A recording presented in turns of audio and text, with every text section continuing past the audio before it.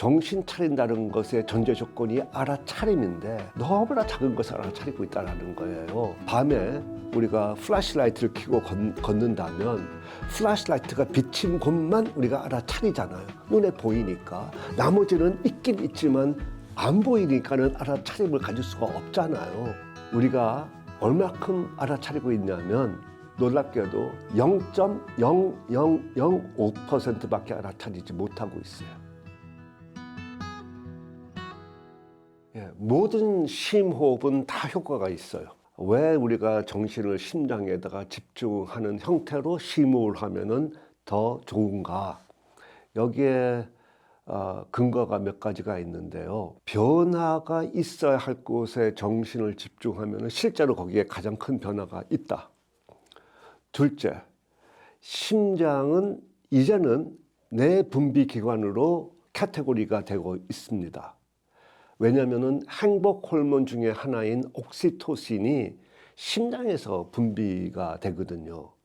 그래서 우리가 심장에다가 정신을 집중하면은 거기서 또 행복 호르몬이 더 분비가 되는 그런 결과도 나오고요.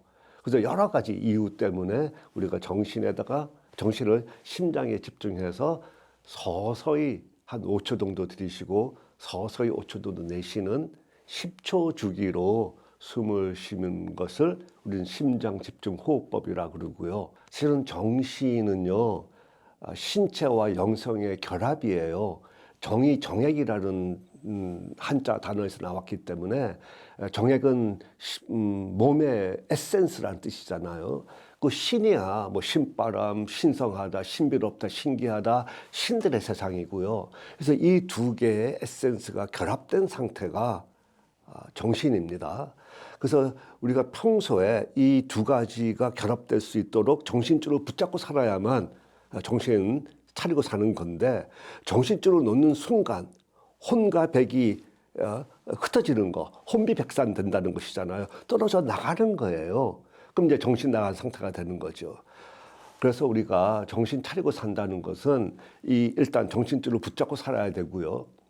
그리고 붙잡는 것에 대해서 6가지 특성이 있습니다. 근데 그 특성을 조금 먼저 설명드리겠습니다. 지극히 조금만 알아차리고 살고 있어요. 정신 차린다는 것의 전제 조건이 알아차림인데 너무나 작은 것을 알아차리고 있다는 거예요.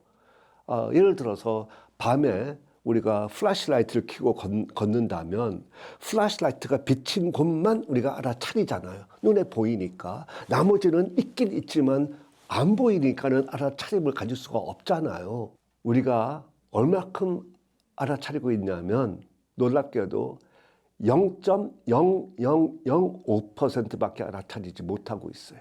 밤에 걸을 때 플래시라이트를 막 쥐고 흔들듯이 정신도 막 흔들어요. 시공간을 흔들어댑니다. 미래로 가고 과거로 가고, 그래서 정신들이 들락날락하고 오락가락하고 왔다 갔다 하는 거예요. 막 휘두르니까. 정신이 과거에 매몰되고 있는 것은 바로 이제 후회하고 원망하고 누군가 미워 죽겠고 이미 다 끝난 과거에 정신이 매달리는 거거든요. 과거는 이미 끝나고 나는 지금 미래로 가고 있는데 나의 정신은 과거에 붙잡혀가지고 거꾸로 질질 끌려가는 셈이니까 그게 정신이 굉장히 괴로운 상태가 되는 거고요.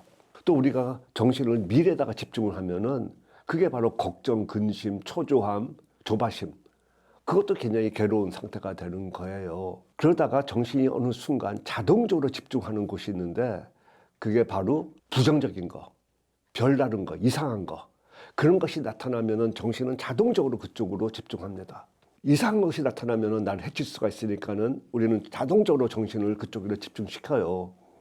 그래서 뉴스가 압도적으로 뭐 99%가 다 나쁜 뉴스만 나오잖아요. 나쁜 그런 부정적인 뉴스를 보내야만 사람들이 정신을 거기에 집중하고 시청률이 올라가고 그래야 이제 광고 수입비가 생기니까는요. 좋은 뉴스 해봤자 사람들이 집중을 안 한단 말이에요. 그러나 우리가 정신을 부정적인 것에다가 이상한 것에다가 집중하는 순간 그거밖에 안 보이기 때문에 세상이 정말로 흉측한 것 같이 느껴져요. 그래서 뉴스를 하루 종일 보는 사람은 우울증에 걸립니다. 그래서 너무나 힘드니까 많은 사람들이 정신을 SNS에다가 TV에 드라마에다가 게임에다가 몰두하지 않습니까? 그것은 이제 쾌락, 쾌감에다가 정신을 파는 행위를 하는 겁니다. 도박하거나 게임하거나 드라마 보는 것이 다 소비적인 활동이잖아요. 값을 치러야 하잖아요. 아주 비싼 대가를 치르는 것이죠. 정신을 팔아야 하는 거니까. 어떤 사람들은 정신을 생산적인 것에다가 집중합니다. 일에다가, 권력에다가, 명예에다가 집중을 하죠. 그래서 거기다 집중하는 것을 저는 어리석은 상태라고 말을 해요. 어리석다는 뜻은 어리석었다. 어른, 정신의 순수한 우리 한국말. 정신이 썩은 상태가 되는 거예요. 왜 그러냐? 돈, 명예, 권력은 끝이 없어요. 거기다 정신을 집중하면은 고달픈 인생을 할 수밖에 없습니다. 돈이 없을 때 돈 1억만 있으면 행복할 것 같죠. 1억 생기면 10억 정도는 있어야 돼요. 10억 생기면 100억 정도는 있어야만 행복하다고 느껴집니다. 권력도 마찬가지예요. 끝없이 추구하다가 맨 위에 올라가면은요, 거기에 영원히 머물고 싶어 해요. 그래서 결국은 어리석은 상태가 돼버리지요. 행복하고 싶다면 우리가 정신을 소중한 것에다 집중할 줄 알아야 돼요. 그래야만 정신 차린 상태가 돼요. 정신 집중하는 것은 능력이에요. 칼이 아주 예리하면은 그것은 많은 일을 할 수 있지만 어디다가 칼을 쓰는가 따라서 결과가 형측하거나 아주 훌륭할 수가 있듯이 정신 집중하는 것은 능력입니다. 공부에 집중할 수도 있고 게임에다 집중할 수도 있잖아요. 사실 컴퓨터 게임 하는 사람들 정신 집중 기가 막히게 잘합니다. 하지만 그 훌륭한 정신 집중 능력을 어디다가 하는가 따라서 인생은 너무나 달라지고요. 정신은 반드시 소중한 것에 집중해야만 되고요. 그때 소중한 것을 볼 수 있으면 시야가 확 트이는 그런 결과가 나올 거고요. 이런 정신의 특성을 알게 되면은 왜 우리가 정신을 차리고 산다는 것과 정신 집중한다는 것이 다르다는 것도 알게 되고 소중하다는 것이 바로 고마운 것이라는 것도 알게 될 것입니다. 생존 위주로 살면은 내 안에서 파충류 반응이 나와요. 파충류 반응은 스트레스 받으면은 싸우거나 도망가는 거. 싸워서 상대방을 제압하거나 내가 도망가서 상대방으로부터 멀어지거나 둘 다 단절의 개념이에요. 그래서 우리가 생존 위주로 살면은 나만 피곤해지고 힘들어지는 것이 아니라 고독이라는 아주 무서운 결과로 이어집니다. 성장 모드로 살아갈 때는 우리가 이제 그게 바로 이제 행복한 건데, 왜냐하면 성장이라는 것은 어제와 다른 오늘을 살아가는 모습이고요. 그리고 오늘보다 더 나은 내일을 살아간다는 것이 성장이에요. 그래서 최고의 창의력도 거기서 나오는 거고요. 그럼 우리는 스트레스를 받아도 생존 모드에 들어가기가 쉬운데 자동적으로 그쪽으로 들어가게 되어 있어요. 그래서 우리는 성장 모드로 이동시킬 수 있는 능력을 발휘를 해야 되겠죠. 그래야만 연결이라는 상태로 이어갈 수가 있어요. 근데 왜 성장 모드와 연결해서 행복을 만날 수밖에 없냐면 우리는 애초에 관계 속에서 잉태됐거든요. 그리고 첫 10개월을 단 1초도 빠지지 않고 다른 존재와 연결돼서 생존을 했어요. 이게 계속 평생 지속되는 것이 인간이에요. 그래서 인간은 그 관계에서 벗어나서 행복해질 도리가 없는 존재입니다. 나 혼자 잘 먹고 잘 살아서 행복하다? 천만의 말씀. 그냥 사는 거예요.